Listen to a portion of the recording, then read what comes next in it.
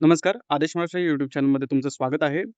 भोंदू बाबा अशोक खरातच्या प्रकरणानंतर सुद्धा आपल्याकडचे आजूबाजूचे लोकं हे तेवढीच तत्पर होतील का? तेवढीच सुजाण होतील का? कारण की भोंदू बाबा अशोक खरातकडे जाणारी लोकं ही बहुतांश लोकं ही सामाजिकदृष्ट्या प्रतिष्ठित लोकं होती. चांगली सुशिक्षित लोकं होती. त्यांना समाजामध्ये थोडं वजन होतं. अशी लोकं बाबाकडे जात होती.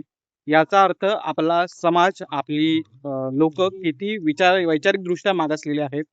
आज आपण वैज्ञानिकदृष्ट्या खूप पुढे प्रगती करत असताना सुद्धा असले प्रकार आपल्याला आजही सातत्याने होताना दिसत आहेत. याचाच अर्थ आपला समाज किती मागासलेला आहे, हे आपल्याला कळतं. परंतु अशी प्रकरणं ज्यावेळेला पुढे येतात, त्यावेळेला पुन्हा असं वाटतं, की आपली लोकं पुन्हा या गोष्टीतून बाहेर पडतील का? पुन्हा सामाजिकरित्या सतर्क होतील का? अशा फसवल्या जाणाऱ्या बाबांकडून पुन्हा फसणार नाहीत का?